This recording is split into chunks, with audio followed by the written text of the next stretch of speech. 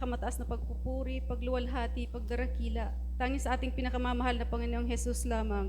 Double honor and respect to our beloved parents in the Lord, beloved Honorable Evangelist Pastor Will Estrada Almeda, and Honorable Assistant Pastor Linus Almeda. Pagbati din po sa kanilang mga beloved childrens. Sa lahat po ng mga preachers, workers, sa ating mga minamahal, baguhan man o datihan, pagpalang tanghali na po sa ating lahat. Sa pangalan po ng ating pinakamamahal na Panginoong Jesus.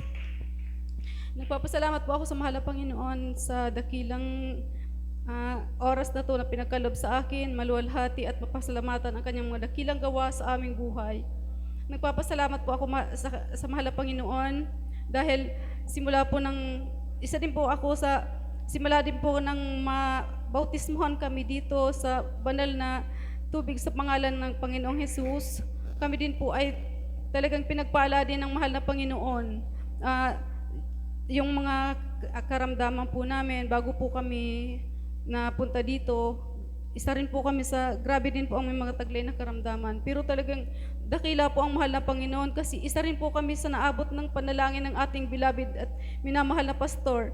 Kaya nagpapasalamat ako sa mahal na Panginoon kasi lahat po ng mga karamdaman, sa pag-iingat, laging pinagkakaloob po sa amin ng mahal na Panginoon.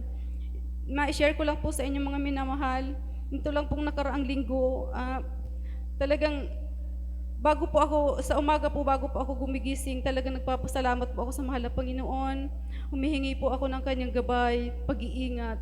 Talagang kahit sa mga gawaing bahay, ganun po talaga, lagi kong hinihingi sa mahal na Panginoon, kalakasan. Isang araw po habang ako po'y naglinis sa aming likod bahay, talagang makatapos ko pong maglinis, yung pong sa likod bahay namin, ang papasok po doon sa aming kusina, may hagdanan. Habang paakyat po ako doon, ako po'y nakaramdam ng pagkahilo.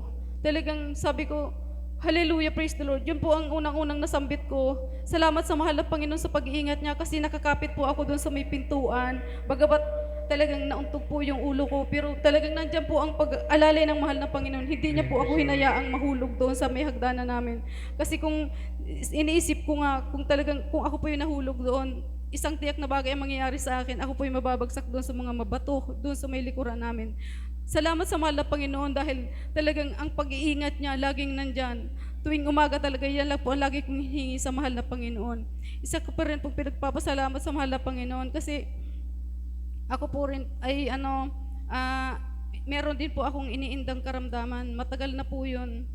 Tuwing dadalo po ako, Miyerkules, Biyernes, Linggo, lagi ko pong iniiyak sa mahal na Panginoon kasi sabi ko, mahal na Panginoon, talagang nahihirapan na talaga ako. Hindi ko na talaga kinakaya ang sakit ng aking tenga. Tuwing mag-healing po, yun po ang ginagawa ko. Nililay hands ko po siya, kinakas out ko. Salamat sa mahal na Panginoon dahil sa katagalan po ng paghingi ko ng kahabagan sa Kanya, pinagkaloob na po ng mahal na Panginoon. Pinagaling niya po ang aking karamdaman na yun.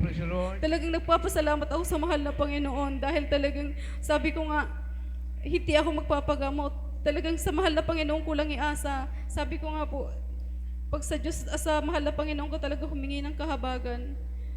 Yung taos-pusong kahabagan talaga hingin mo sa Kanya, pagkakaloob niya. Kaya salamat sa mahal na Panginoon dahil hindi niya ako talaga binibigo. Ramdam na ramdam ko ang pag-comfort ng mahal na Panginoon. Tuwing nagkakaroon po ako ng karamdaman, na lagi ko pong nararamdaman yung tuwing magkakaroon po ng gawain, lalo po Miyerkules, Biyernes. Sa umaga pa lang po, talagang sama-sama na ng pakiramdam ko. Kaya sabi ko sa mahal na Panginoon, alisin mo to kasi gusto kong sumamba. Dinadaan ko po sa panalangin. Talagang bago man lang po ako mag-ayos papunta dito sa banal na gawain, ramdam ko na po na pinagaling na po ng mahal na Panginoon yung nararamdaman ko. Gumagaan po yung pakiramdam ko. Kaya salamat sa mahal na Panginoon dahil talagang salamat din sa mahal na pastor dahil tinuruan niya po tayong umasa sa mahal na Panginoon. Sa lahat ng mga nararamdaman natin, talagang sa Kanya lang talaga tayo hihingi ng kahabagan. Kaya nagpapasalamat din ako sa mahal na Panginoon sa pag-iingat niya sa aking buong pamilya, sa pang-araw-araw na pag door to door ng aking beloved. Talagang nandyan palagi ang Kanyang pag-iingat. Pinapasalamatan ko rin sa mahal na Panginoon, magpagpuprovide ng aming mga pangangailangan, bagamat hindi man kami karapat-dapat. Talagang nandyan palagi ang pagpo-provide ng mahal na Panginoon. Kahit sasabihin mong wala na, mararamdaman, makikita mo na lang ang pagpo-provide ng Panginoon. Meron na naman. Kaya salamat sa mahal na Panginoon. Talagang pag sa Kanya ka umasa, talagang pagkakalob niya ang mga hinihingi mo. Bagamat hindi man kami karapat-dapat, laging nandyan ang kahabagan ng mahal na Panginoon. Pinagpapasalamat ko rin sa mahal na Panginoon dahil ngayon pong February, mag-aapat na taon na rin kami dito sa banal na gawain. Kaya pinapasalamat ko yun sa mahal na Panginoon kasi isa rin kami sa naabot ng panalangin ng ating mahal na pastor. Salamat din sa mahal na Panginoon, sa mga kahabagan, sa pag-iingat. Pinapasalamat ko rin sa mahal na Panginoon dahil lagi-lagi na kaming nakakapagsamba kahit sabi nga, pagdadating ang banal na gawain, talagang sabi ko, parang ang hirap ihakbang ang paa. Pero talagang sabi ko, mahal na Panginoon, tulungan mo ako. Ako talagang lagi ko po nararamdaman yun. Pero talagang sabi ko, mahal na Panginoon, kinakasout ko yan, mahal na Panginoon, tulungan mo ako. Tulungan mo ako makarating sa banal na gawain. Pagdadating po dito, pagkatapos po ng joyful or solemn, ganyan, gumagaan po yung pakiramdam ko. Parang nawawala na po yung ko sa aking sarili. Talagang salamat sa mahal na Panginoon. Ramdam na ramdam ko po ang kanyang pag-alalay sa akin. Kaya salamat sa mahal na Panginoon. Hanggang dito na lamang po lahat po ng kapurihan, kapasalamatan, tangis sa ating pinakamamahal na Panginoong Jesus.